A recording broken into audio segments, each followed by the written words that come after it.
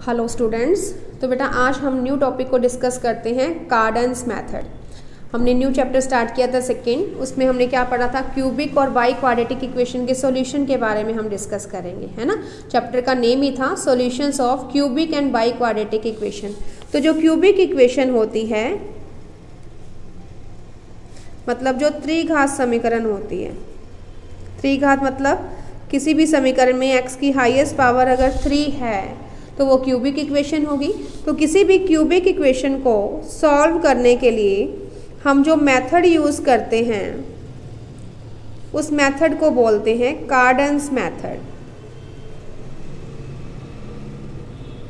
कार्डन विधि। और जो ये कार्डन मेथड है मोस्ट इम्पोर्टेंट है, आपके एग्जाम में ज़रूर आता है। इसके जस्ट बाद हम पढ़ेंगे फेरारीज मेथड। तो कार्डन मेथड और फेरारी मेथड में से मोस्टली एक तो आता ही है, कई बार क्या होता है दोनों ही आ जाते हैं, नहीं तो दोनों में से एक तो जरूरी मेथड आता है। तो ध्यान से देखिएगा इस टॉपिक को। कार्डन्स मेथड क्या होता है, किसी भी क्यूबिक इक्वेशन को सॉल्व करने के लिए हम जो मेथड यूज़ करते हैं उसे बोलते हैं कार्डन मेथड। और कार्डन मेथड यूज़ करने के कुछ रूल हैं। जो हमारा कार्डन्स मेथड है, जो कार्डन विधि है, उसको यूज़ करने के कुछ रूल्स हैं हमारे, ठीक है। तो वो रूल्स क्या हैं, सबसे पहले हमारे पास जो क्यूबिक इक्वेशन होगी, मतलब जो त्रिघात समीकरण, जो भी त्रिघात समीकरण होगी, क्यूबिक इक्वेशन होगी, उसमें एक्स स्क्वायर वाली जो टर्म है, एक्स स्क्वायर की टर्म नहीं होनी चाहिए, एक्स स्क्वायर वाली टर्म एब्सेंट होनी चाहिए और एक्स वेरिएबल वाली टर्म प्रेजेंट होनी चाहिए। क्या है कि क्यूबिक इक्वेशन में एक्स स्क्वायर की टर्म नहीं होनी चाहिए और एक्स की टर्म प्रेजेंट होनी चाहिए, तभी हम कार्डन मेथड अप्लाई कर सकते हैं। सेकेंड रूल है कि इसमें क्यूबिक इक्वेशन में फर्स्ट टर्म का जो कोफिशिएंट है, फर्स्ट टर्म का कोफिशिएंट मतलब प्रथम पद का गुणांक, फर्स्ट टर्म का जो कोफिशिएंट है वो हमेशा 1 होना चाहिए और बाकी टर्म के कोफिशिएंट, रिमेनिंग टर्म्स के कोफिशिएंट जो गुणांक हैं वो इंटीजर होने चाहिए। मतलब 1 -1 -1 2 -2 3 -3 इस टाइप से कुछ भी हो सकते हैं। इंटीजर मतलब पूर्णांक। क्या है रूल कि अगर क्यूबिक इक्वेशन में फर्स्ट टर्म का कोफिशिएंट हमारे पास क्या होना चाहिए, हमेशा 1 होना चाहिए और बाकी टर्म के कोफिशिएंट हमेशा इंटीजर्स होने चाहिए, पूर्णांक होने चाहिए। उसके बाद अगर हमारी जो क्यूबिक इक्वेशन हमें गिवन है, जो भी गिवन क्यूबिक इक्वेशन है उसमें एक्स स्क्वायर की टर्म भी हो, उसमें एक्स स्क्वायर की टर्म तो प्रेजेंट हो, एक्स स्क्वायर वाली टर्म प्रेजेंट हो और एक्स वाली टर्म एब्सेंट हो, मतलब ऑपोजिट हो जाए जो हमें चाहिए। हमें क्या चाहिए होता है, एक्स स्क्वायर की टर्म नहीं होनी चाहिए और एक्स की टर्म होनी चाहिए। अगर ऑपोजिट हो जाए कि एक्स स्क्वायर की टर्म प्रेजेंट हो और एक्स की टर्म एब्सेंट हो, इस टाइप से अगर हो, देन हम पुट करते हैं गिवन इक्वेशन में x बराबर 1/z, ठीक है, x बराबर 1/z पुट करते हैं। नेक्स्ट रूल है कि अगर हमारे पास जो क्यूबिक इक्वेशन हो उसमें x की क्यूब वाली टर्म हो, क्यूबिक है तो x की क्यूब तो हो गई, x की क्यूब, x स्क्वायर, x और कांस्टेंट, मतलब सारी ही टर्म्स प्रेजेंट हों, मतलब x की क्यूब से लेके कांस्टेंट तक सारी ही टर्म्स प्रेजेंट हो, देन उसमें इस x स्क्वायर की टर्म को रिमूव करने के लिए, मतलब x स्क्वायर की टर्म को 0 करने के लिए, रिमूव करने के लिए, या ये कह सकते हैं सेकेंड टर्म को एब्सेंट करने के लिए हम रूल क्या यूज़ करते हैं, h बराबर -a1 में n इंटू a0, ठीक है। यहाँ पर a0 coefficient of first term, प्रथम पद का गुणांक, a1 coefficient of second term, द्वितीय पद का गुणांक और n इक्वेशन का ऑर्डर, ऑर्डर ऑफ इक्वेशन। कौन सी इक्वेशन, गिवन इक्वेशन, ठीक है। तो क्यूबिक इक्वेशन में अगर एक्स की cube, x square, x constant वाली सारी ही टर्म्स प्रेजेंट हो तो उसमें एक्स स्क्वायर की टर्म को जीरो करने के लिए हम क्या करते हैं, h बराबर -a1/n/a0 यूज़ करते हैं। यहाँ पर a0 फर्स्ट टर्म का कोफिशिएंट, a1 सेकेंड टर्म का कोफिशिएंट और n इक्वेशन का ऑर्डर होते हैं। इतना करने के बाद हम क्या करते हैं, सिंथेटिक डिवीजन मेथड से सॉल्व करते हैं। Solve by synthetic division method, solve by synthetic division method.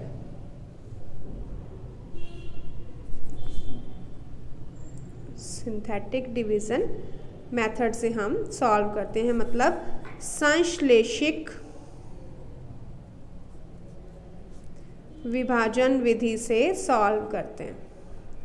Synthetic division method से सॉल्व करने के बाद हमारे पास एक जो इक्वेशन आएगी वो क्या होगी, a0z की cube plus a1z square plus a2z plus a3 बराबर 0 इस स्टेप से आएगी। और यहाँ पर z क्या होगा, x और h का डिफरेंस होगा। ठीक है, तो x की टर्म को जीरो करने के लिए फॉर्मूला यूज़ करते हैं, h बराबर -a1/n/a0। h आने के बाद हम सिंथेटिक डिवीजन मेथड से सॉल्व करेंगे।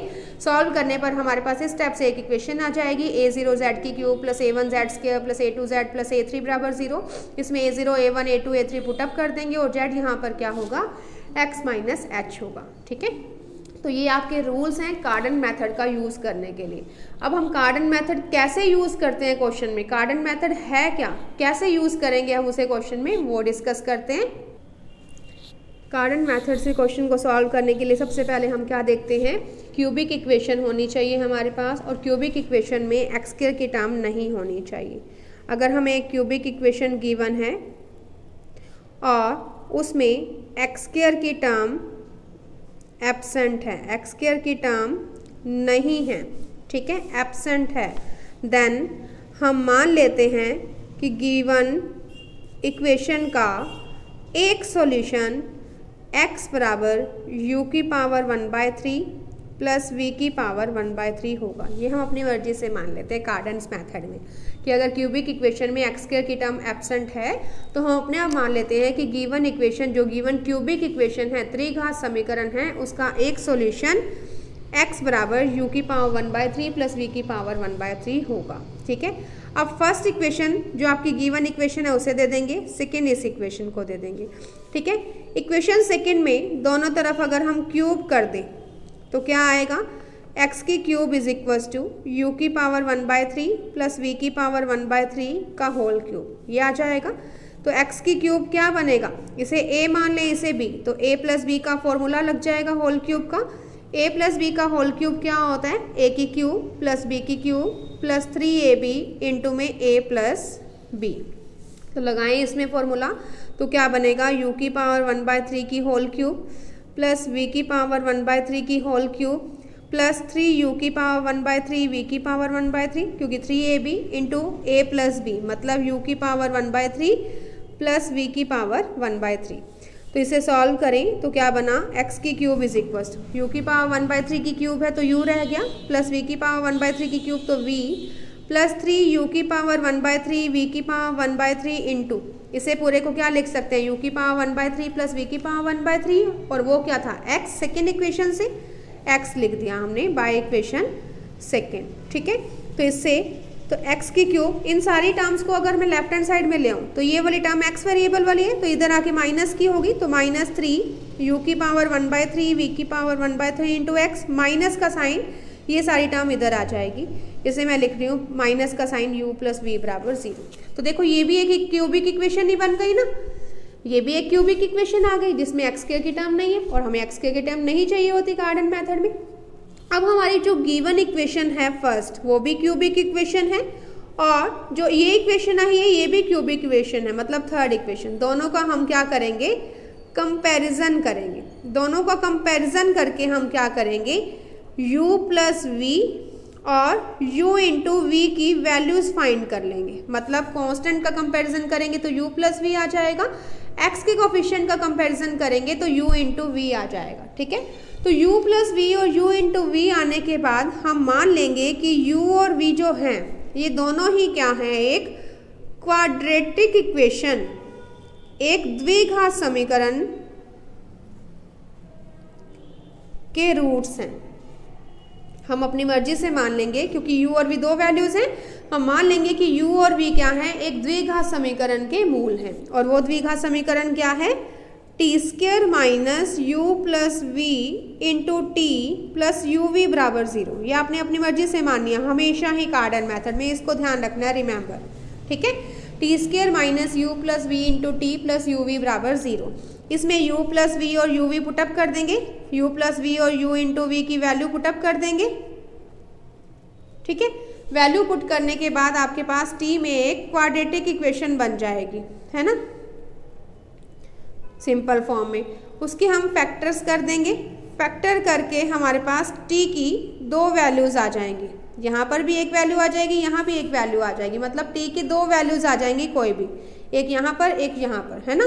तो दो वैल्यूज जो आएंगी उसमें से एक वैल्यू को आप u मान लेंगे, दूसरी वैल्यू को v।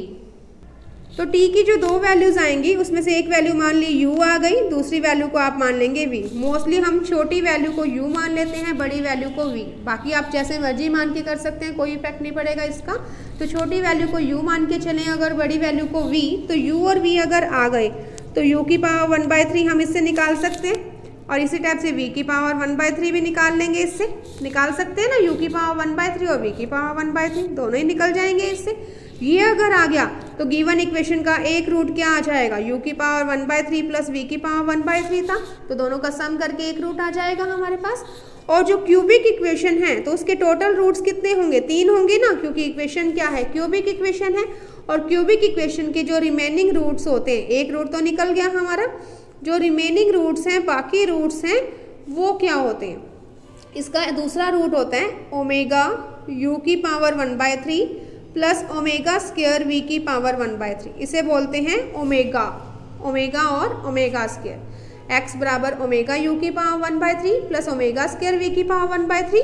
और दूसरा क्या होता है, x बराबर ओमेगा स्क्वायर u की power 1/3 plus omega into V की पावर 1/3। मतलब ओमेगा और ओमेगा स्क्वायर को इंटरचेंज कर दिया इसमें। तो दूसरा रूट, तीसरा रूट ये होता है, x बराबर ओमेगा स्क्वायर u की पावर 1/3 प्लस ओमेगा v की पावर 1/3। अब यहाँ पे ओमेगा और ओमेगा स्क्वायर क्या होता है वो देखो, यहाँ पर ओमेगा होता है 1/2 माइनस 1 प्लस आयोटा रूट 3, ये इसकी वैल्यू होती है। और ओमेगा स्क्वायर की वैल्यू होती है 1/2 minus 1 minus iota root 3, same ही होती है, बस इसमें प्लस साइन होता है बीच में, इसमें minus. 1/2 minus 1 plus iota root 3 होती है ओमेगा की वैल्यू, और 1/2 minus 1 minus iota root 3 omega square की वैल्यू। ये वैल्यूज इसमें पुटअप कर दें, u की पावर 1/3 v की पावर 1/3 आ ही चुके हैं, तो उससे हम बाकी रूट्स भी निकाल सकते हैं। तो इस टाइप से हमारे पास गिवन इक्वेशन के 3 रूट्स आ जाएंगे, ठीक है। तो ये वर्किंग प्रोसेस है हमारा क्यूबिक इक्वेशन को सॉल्व करने का। क्या करते हैं, सबसे पहले हम देखते हैं सबसे पहले कि क्यूबिक इक्वेशन में x स्क्वायर की टर्म एब्सेंट होनी चाहिए। वो अगर एब्सेंट है तो हम गिवन इक्वेशन का एक सॉल्यूशन मान लेते हैं, x बराबर u की पावर 1/3 प्लस v की पावर 1/3, इस टाइप से, ठीक है। दोनों तरफ फिर क्यूब करते हैं, क्यूब करके इसमें फॉर्मूला अप्लाई किया मैंने a प्लस बी के होल क्यूब का, और वो क्या होगा, a की क्यूब प्लस b की cube plus 3ab into a plus b। ये फॉर्मूला अप्लाई किया मैंने, तो इससे हमारे पास ये इक्वेशन आ गई। इन सभी को मैं राइट हैंड साइड में लेके गई तो हमारे पास ये एक क्यूबिक इक्वेशन ही आ गई। अब हमारे पास ये क्यूबिक इक्वेशन आई, और जो गिवन इक्वेशन थी वो भी एक क्यूबिक इक्वेशन है। तो दोनों का कंपैरिजन करके हम क्या करेंगे, u प्लस वी और u इंटू वी फाइंड कर लेंगे। फिर हम मान लेंगे कि u और v जो है ये एक क्वाड्रेटिक इक्वेशन के रूट्स हैं, और वो क्वाड्रेटिक इक्वेशन क्या है, T square minus U plus V into T plus U V बराबर 0। इसमें u plus V, u into V की वैल्यूज पुटअप करेंगे तो ये हमारे पास एक सिंपल फॉर्म में क्वाड्रेटिक इक्वेशन आ जाएगी t वेरिएबल में, द्विघात समीकरण। उसके फैक्टर्स करके हमारे पास t की दो वैल्यूज आएंगी, ठीक है। t की कोई भी दो वैल्यूज आ सकती है। इसमें जो t की मिनिमम वैल्यू होती है उसे हम मानते हैं u, जो बिग वैल्यू होती है उसे लेते हैं v। तो u और v आने के बाद हम u की पावर 1/3 v की पावर 1/3 लिख सकते हैं। तो इससे हमारे पास एक रूट आ गया, x बराबर u की पावर 1/3 प्लस v की पावर 1/3। और क्यूबिक इक्वेशन है हमारे पास अगर, तो उसके 3 रूट्स होंगे। तो जो बाकी रूट्स होते हैं वो क्या होंगे, x बराबर ओमेगा u की power 1/3 plus omega square v की पावर 1/3, और थर्ड रूट होता है ओमेगा स्क्वायर u की पावर 1/3 प्लस ओमेगा v की पावर 1/3। और ओमेगा स्क्वायर की सिंपल फॉर्मूलाज होते हैं, और वो क्या है, ओमेगा बराबर होता है 1/2 माइनस 1 प्लस आयोटा रूट 3 और ओमेगा स्क्वायर होता है 1/2 माइनस 1 माइनस आयोटा रूट 3। तो ये आपका वर्किंग प्रोसेस है कार्डन्स मेथड को सॉल्व करने के लिए। तो जब तक इस मेथड को आप डिस्कस नहीं करेंगे, इस प्रोसेस को आप डिस्कस नहीं करेंगे, तब तक आप इसके क्वेश्चंस नहीं कर सकते हैं। ठीक है, तो आज इसके वर्किंग प्रोसेस को आप अच्छे से देखिएगा, कोई प्रॉब्लम आए तो पूछ लेना। Okay, thank you.